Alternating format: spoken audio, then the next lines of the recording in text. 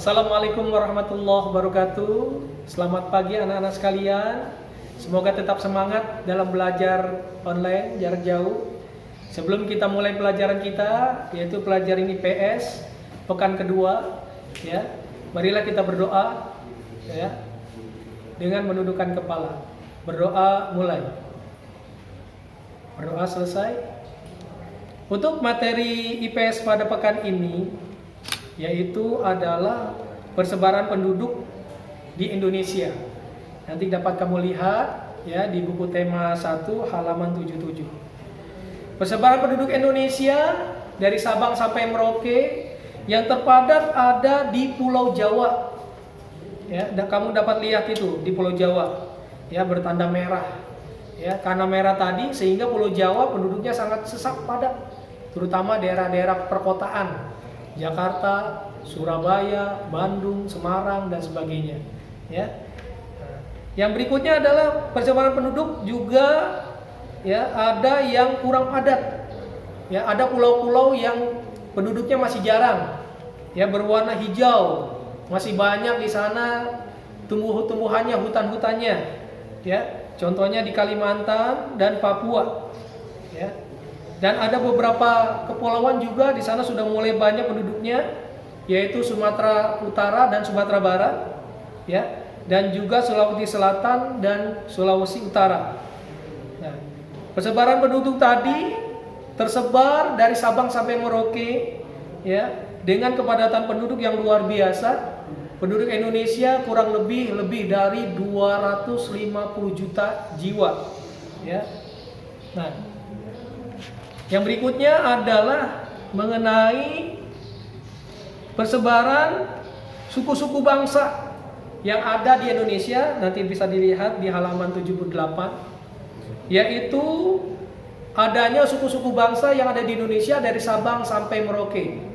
Di Aceh ada suku Gayo, ya, di Sumatera Barat ada suku Padang, di Sumatera Utara ada suku Batak, ya. Di Jawa ada suku Jawa, suku Sunda, suku Betawi, ya, dan sebagainya. Di Kalimantan ada suku macam-macam sana, ya, ada orang, ya, dari banyak orang-orang keturunan etnis Tionghoa, ya, dan juga ada suku Bali, suku Papua, Asmat dan sebagainya.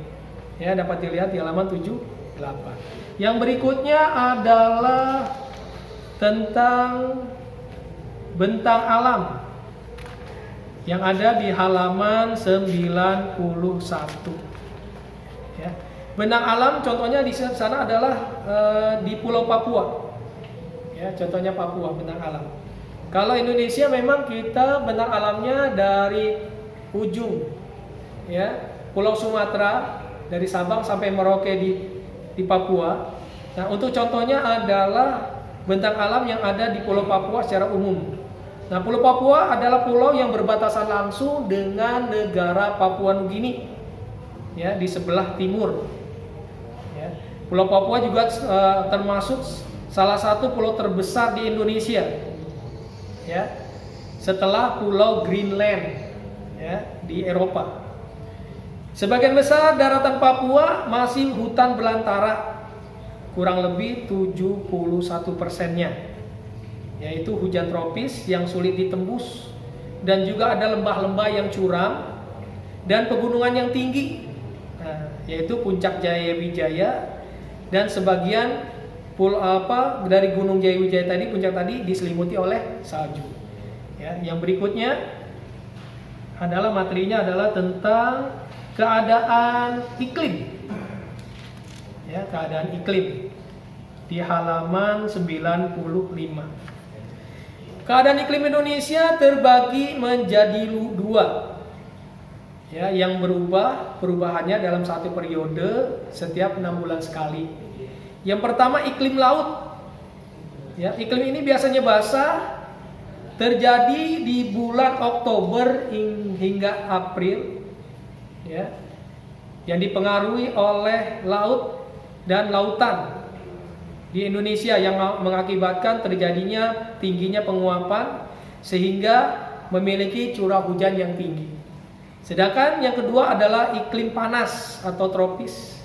Ya, iklim panas yang terjadi yaitu dari bulan April sampai Oktober. Ya, yang dipengaruhi daripada iklim panas ini karena suhu yang begitu tinggi juga masih dapat terjadi ya terjadinya hujan. Ya. Nah, itulah 4. Dan materi terakhir adalah materi penyebaran flora dan fauna di halaman 98. Nah, flora dan fauna di Indonesia tersebar dari Sabang sampai Merauke. Ya, di sana terbagi menjadi 3 bagian. Ya, di sebelah barat, sebelah timur dan tengah-tengah, yaitu di Pulau Sulawesi. Ya, ciri khas daripada flora dan fauna ya bisa dilihat di sana. Kalau floranya adalah di sebelah Indo-Malayan yang dipengaruhi oleh benua Asia. Ya, contohnya adalah di Kalimantan, Sumatera, Jawa dan Bali. Ada beberapa jenis meranti-merantian, pohon meranti ya, dan juga berbagai jenis rotan. Juga berbagai jenis pohon kayu putih. Ya, tidak terdapat hutan kayu putih kalau di Indonesia bagian barat.